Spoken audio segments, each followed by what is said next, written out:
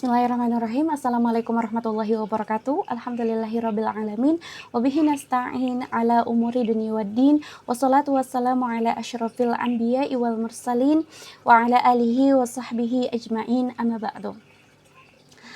Alhamdulillahirrabbilalamin. Segala puji bagi Allah yang telah melimpahkan kita rahmat, taufik, dan hidayahnya sehingga kita bisa berkesempatan untuk selalu beraktivitas dalam keadaan sehat walafiat. Salawat serta salam semoga senantiasa tercurah limpahkan kepada junjungan kita Nabi besar Muhammad SAW beserta keluarga, sahabat, dan seluruh umatnya hingga akhir zaman. Perkenalkan, nama saya Rini Nuraini, mahasiswa semester 2 dari program studi ilmu Al-Quran dan Tafsir. Dan pada kesempatan kali ini saya akan mempresentasikan tugas mata kuliah Tafsir Tahlili dengan judul Tafsir Jalalain Surat Al-Maidah ayat 18-23. Dan dalam presentasi kali ini saya akan membahas kandungan ayat tersebut, meliputi penjelasan makna ayat, dan semoga penjelasan ini dapat menambah pemahaman kita terhadap kandungan Al-Quran, khususnya surat Al-Maidah ayat 18-23. A'udzu billahi minasyaitonir rajim. Bismillahirrahmanirrahim. Wa qalatil yahud wan nasara nahnu abna'ullahi wa ahibba'uh. Qul falima yu'adzibukum bidhunubikum bal antum basyarum mimman khalaq yaghfiru liman yasha' wa yu'adzibu man yasha' walillahi mulkus samawati wal ardi wa ma bainahuma wa ilaihil masir. Ya ahlal kitabi qad ja'akum rasuluna yubayyinu lakum ala fatratin minar rusuli an taqulu ma ja'ana min bashir wala nadhir. Faqad ja'akum basyirun wa nadhir wallahu ala kulli syai'in qadir. Wa idh qala Musa liqaumihi ya qaumi dhkuru ni'matallahi 'alaikum idh ja'ala fikum anbiya'a wa ja'alakum muluka wa ataakum ma lam yu'ti ahadam minal 'alamin. Ya qaumi dkhulul ardal muqaddasata allati kataballahu lakum wa la tartaddu ala adbarikum fatanqalibu khasirin. Qalu ya Musa inna fiha qauman jabbarin wa inna lan nadkhulaha hatta yakhruju minha fa yakhruju minha fa inna dakhilun. Qala rajulani minal ladzina yakhafuna an'amallahu 'alaihim madkhulu 'alaihimul bab fa idza dakhaltumuhu fa innakum ghalibun wa 'alallahi fatawakkalu in kuntum mu'minin. Sadaqallahul azim.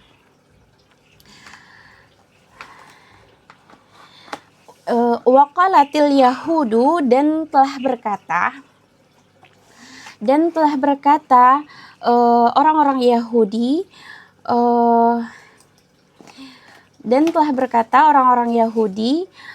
wan nasara, dan orang-orang Nasrani, ayyi maksudnya kullu masing-masing minhum dari mereka, nahnu kami adalah abnaullahi anak-anak Allah, ayyi yaitu ka abnaihi seperti anak-anaknya, fil qurbi dalam keakraban, wal manzilati dan kedudukan, wa dan dia ka abina seperti bapak kami, fil rahmati dalam kecintaan dan kasih sayang, wa ahibba'uhu dan kekasih-kekasihnya.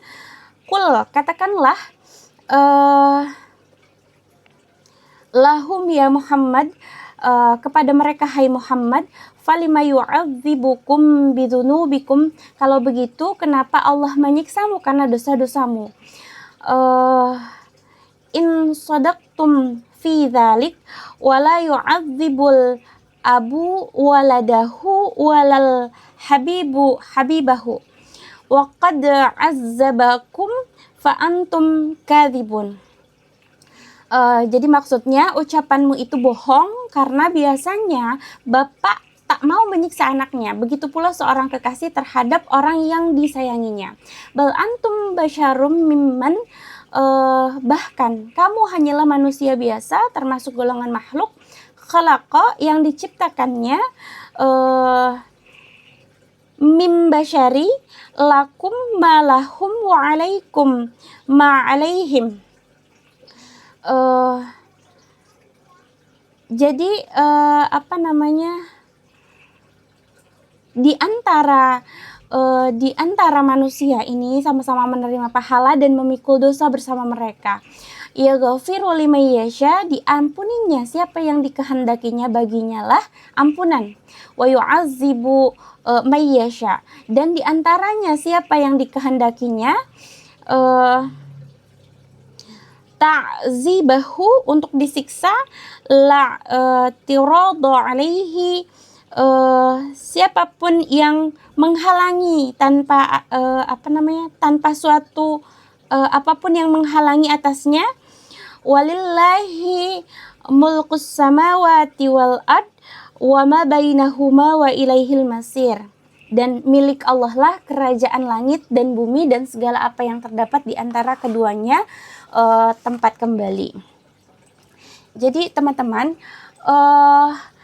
ayat 18 ini, surat Al-Maidah ayat 18 ini menolak klaim kaum Yahudi dan Nasrani yang merasa diri mereka itu adalah anak-anak dan kekasih Allah.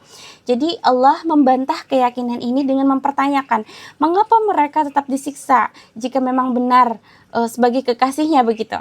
Dan dijelaskan pula bahwa mereka itu hanyalah manusia biasa dan Allah berhak mengampuni atau menyiksa hambanya sesuai kehendaknya karena kekuasaan mutlak di langit dan bumi.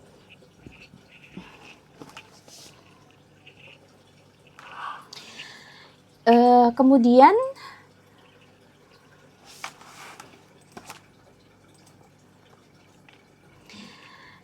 di sini dikatakan ya ahlal kitabi qad ja'akum, ya ahlal kitabi qad ja'akum rasuluna, hai ahli kitab, sesungguhnya telah datang kepadamu rasul kami, yakni Muhammad begitu.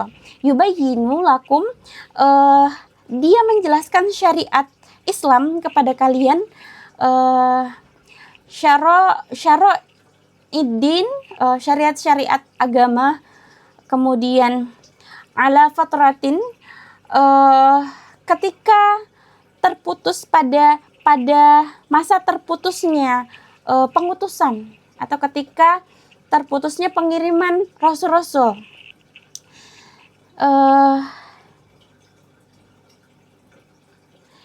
In qata'i minar rusuli iz lam yakun bainahu wa baina Isa rasulun wa muddatu zalika khamsumi'atin wa tis'un wa sittuna sanatan. Jadi antara dia dengan Isa alaihissalam itu tak seorang pun rasul diutus oleh Allah. Sedangkan jarak masanya itu sekitar, masa fatrah itu sekitar 569 tahun teman-teman. Nah kemudian agar tidak takulu, agar tidak kalian mengatakan idza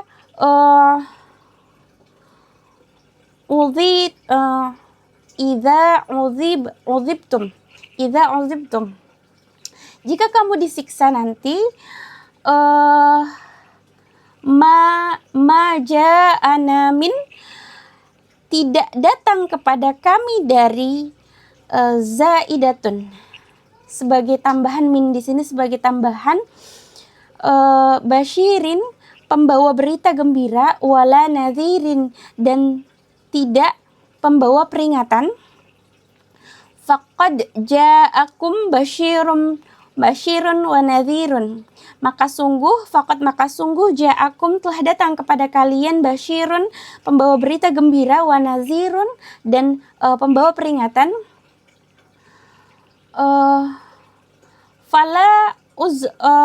Fala uzra lakum idza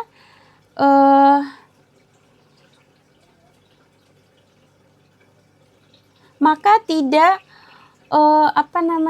tidak ada ampunan lagi bagimu, begitu.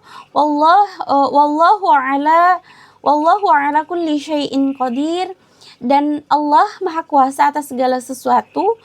Wa minhu ta'zibukum,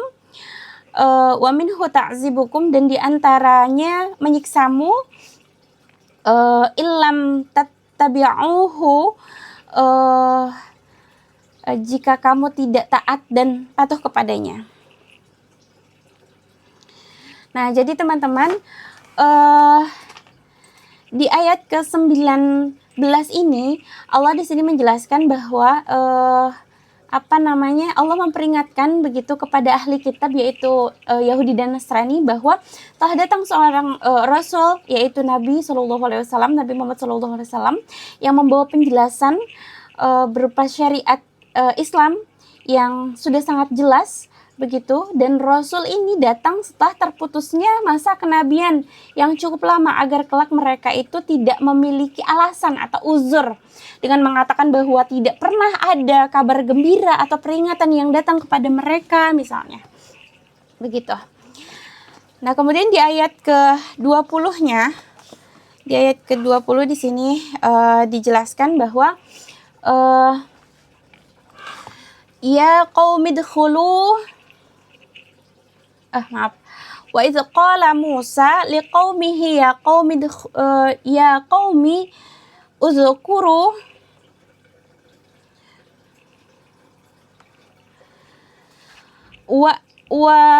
uzkur, dan ingatlah olehmu, idz qala Musa, ketika berkata Musa liqaumihi, kepada kaumnya, ya qaumi, wahai kaumku, uzkuru, ingatlah kalian ni'matallahi alaikum, nikmat Allah atas kalian, idz ja'ala fikum, ketika Allah menjadikan pada kalian, ayyiminkum, maksudnya dari golonganmu, begitu, anbiya'a wa ja'alakum muluka, para nabi, dan dijadikannya kamu sebagai raja-raja. Jadi teman-teman, Nabi Musa ini mengingatkan kepada kaumnya ini tentang nikmat Allah berupa diangkatnya di antara golongan mereka, begitu, para nabi dan juga raja-raja dari kalangan Bani Israel. Nah, kemudian ashaba khadamin wa hasyamin, yang mempunyai anak buah. Jadi khadamin ini anak buah, wa hasyamin, dan pelayan, wa atakum ma lam tu'ti ahadan, dan dia memberikan kalian apa yang lam yu'ti, apa yang belum pernah diberikan ahadan, kepada seorang pun, minal alamin, di antara umat manusia. Kemudian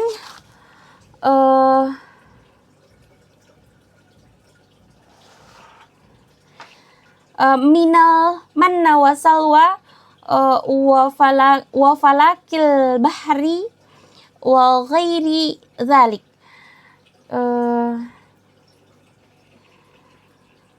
Jadi Nabi Musa mengingatkan juga bahwa Bani Israel itu pernah diberikan kepada mereka itu berupa makanan mana dan salwa yang kemudian mereka ingkari dan kufuri nikmat tersebut gitu kan. Kemudian dibelahnya lautan atas mereka begitu kan ya. Dan diselamatkannya mereka dari kejaran Firaun pada saat itu. Dan mereka mengingkari segala kenikmatan yang telah Allah berikan kepada mereka. Jadi di ayat ke-20 ini Allah mengingatkan Bani Israel melalui lisannya Nabi Musa. Kemudian Allah berupa nikmat yang telah Allah berikan kepada mereka. Allah telah mengangkat mereka atas mereka para nabi-nabi dari kalangan mereka, kemudian menjadikan mereka sebagai umat yang merdeka setelah keluar dari perbudakan pada saat itu di Mesir begitu, dan memberikan mereka berbagai kenikmatan yang belum pernah diberikan kepada umat lain. Ya tadi ya, mana dan salwa ini pada saat itu dikufuri, diingkari oleh mereka begitu.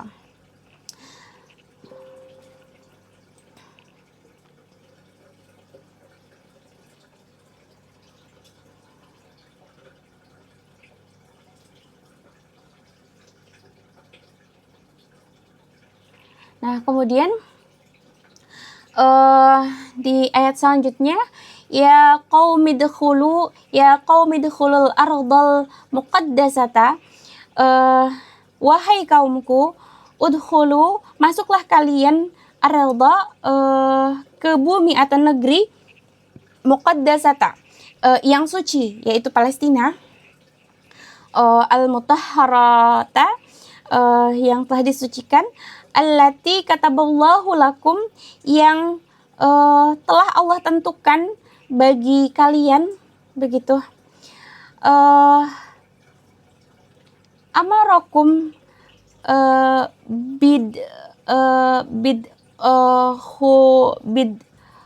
khuliha,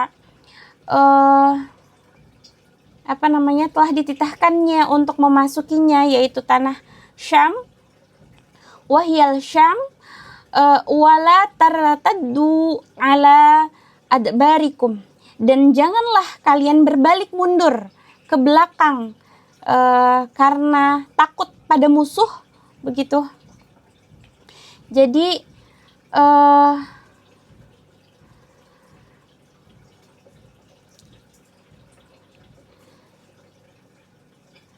fatanqalibu, maka kalian akan balik atau kembali, khasirina, menjadi orang-orang yang rugi, fi sa'yikum, dalam usahamu. Nah, jadi teman-teman, di ayat ini, di ayat ke-21 ini di sini diperintahkan Nabi Musa kepada kaumnya gitu kan. Nabi Musa memerintahkan kepada kaumnya itu untuk memasuki tanah suci atau Baitul Maqdis, yaitu Palestina, yang telah ditentukan oleh Allah. Dan Nabi Musa juga melarang mereka untuk berbalik arah atau melarikan diri gitu dari musuh atau pengecut, karena hal itu akan membuat mereka menjadi orang-orang yang merugi. Jadi dengan berbalik arahnya atau kembalinya mereka ke belakang begitu, itu mereka akan mendapatkan atau menjadi orang-orang yang merugi. Sehingga di sini tergambar sudah bahwa tabiat orang-orang atau Bani Israel itu mereka pengecut begitu ya, lemah dalam menghadapi musuhnya sebetulnya ketika mereka berhadap-hadapan dengan musuh seperti itu. Dan kemudian di di ayat ke-22, qalu ya Musa, inna fiha qauman jabbarin. Nabi Musa jawab mereka menjawab gitu ya. Mereka berkata, ya Musa, wahai Musa, inna fiha, sesungguhnya di dalam negeri itu, Qauman, ada kaum jabbarin, yang sangat kuat dan kejam. Di sini dikatakan kaum yang sangat kejam ini adalah bangsa Ad ya, kaum Ad. Jadi sisa-sisa bangsa Ad yang bertubuh tinggi dan bertenaga besar begitu. Nah, kemudian wa inna lan nadkhulaha hatta yakhruju minha. Wa inna, dan sungguh kami lan nadkhulaha tidak akan kami memasukinya hatta sampai yakhruju, mereka keluar, minha, darinya, fa yakhruju, maka jika mereka keluar, minha, darinya, fa inna, maka sungguh kami dakhilun, adalah orang-orang yang apa di sini, orang-orang yang masuk begitu, dakhilun. Nah, barulah kami akan memasukinya maksudnya. Nah, jadi teman-teman di sini dikatakan mukhalafata amrillah wa huwa yusha'u wa kalibu minan nuqabai alladzina ba'athahum Musa fi kashfa ahwalil jababiratin.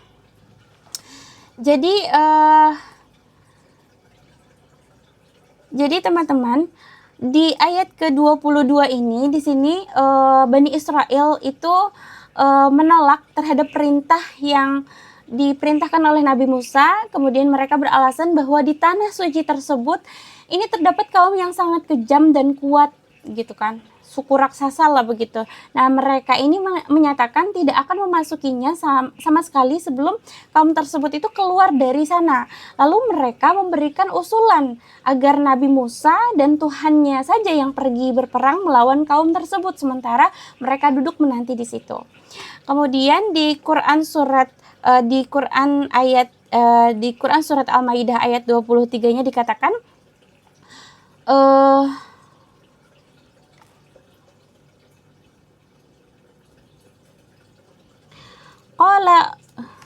Qala rajulani minal ladzina yakhafuna, berkata kepada mereka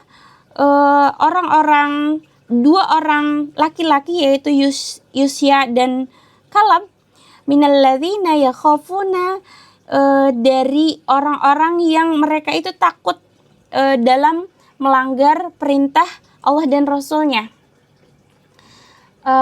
Nah, jadi Yusya dan Kalib ini adalah dua orang yang diantara para pemimpin yang dikirim oleh Musa untuk kemudian menyelidiki orang-orang yang aniaya itu begitu. Kemudian an'amallahu alaihima, dan Allah telah memberi nikmat kesucian hati kepada keduanya. Jadi Allah telah memberikan nikmat kedua kepada kedua orang itu, yaitu Yusya dan Kalib gitu kan, berupa kesucian hati dan berupa tindakan bijaksana begitu, sehingga mereka itu tak hendak menyingkapkan keadaan sebenarnya dari orang-orang yang aniaya itu selain kepada Musa. Nah, berbeda halnya dengan anggota-anggota lainnya yang menyiarkan berita itu hingga kaum Musa pun kemudian menjadi takut karenanya. Nah, kemudian udkhulu alaihimul baba, masuklah atau serbulah atas mereka melalui pintu gerbang negeri itu, yaitu babul qaryati wala takhshawhum fa innahum ajsab bala qulubi. Jadi maksudnya itu pintu gerbang kota, dan janganlah takut kepada mereka karena mereka itu tinggal tubuh tanpa hati atau keberanian gitu, tubuhnya doang yang gede gitu, tapi hati dan keberaniannya itu nggak ada gitu. Jadi di sini dikatakan lagi fa idza dakhaltumuhu fa innakum ghalibun. Apabila kamu memasukinya, niscaya kamu ini akan memperoleh kemenangan. Jadi qala dzalika tayakunan binasrillahi wa in jazi wa'dihi. Jadi hal itu mereka ucapkan itu karena yakin akan perolehan pertolongan dari Allah, dan bahwa Allah itu pasti menepati janjinya begitu. Wa 'alallahi fatawakkalu in kuntum mu'minin. Dan kepada Allah lah hendaknya kamu bertawakal jika kamu betul-betul orang-orang yang beriman. Jadi teman-teman, di ayat ke-23 ini di sini dua orang lelaki yang takut kepada Allah begitu kan, namun taat dan ikhlas dalam riwayatnya itu tadi ya diidentifikasi bahwa keduanya itu salah satunya adalah Yusya bin Nun dan Kalib bin Zukna, dan keduanya ini memberikan nasihat kepada kaum atau Bani Israel gitu kan, agar berani menerobos gerbang kota tersebut gitu kan. Mereka meyakinkan kaumnya bahwa jika mereka melangkah masuk dengan tawakal, niscaya mereka ini pasti akan meraih kemenangan. Namun tetap saja Bani Israel ini tetap bersikeras dengan penolakan mereka. Jadi teman-teman, ada banyak ibrah yang kemudian bisa kita dapatkan dari kisah Bani Israel ini begitu kan. Ketika kemudian kita takut menghadapi musuh, maka kita akan kembali ke belakang gitu, dalam keadaan yang kemudian merugi gitu. Nah, padahal begitu musuh itu pada hakikatnya dia tuh cuman besar badannya aja begitu, tapi sebetulnya keberaniannya itu kosong begitu. Dan di sini yang harus kita yakinkan di dalam hati bahwa ketika kita taat kepada Allah dan Rasulnya begitu kan, kemudian juga ikhlas dalam melakukan perintah dan larangan Allah, maka insya Allah dengan melangkah dengan tawakal maka kita akan meraih kemenangan. Karena teman-teman, pada hakikatnya kemenangan itu hanya akan diraih oleh orang-orang yang dia itu bersih atau taat, bersih dari kemaksiatan dan taat kepada Allah. Jadi kemenangan hanya akan diraih dengan ketaatan. Sampai sini penjelasan yang bisa saya sampaikan, kurang lebihnya mohon maaf. Wabillahi taufiq wal hidayah. Wassalamualaikum warahmatullahi wabarakatuh.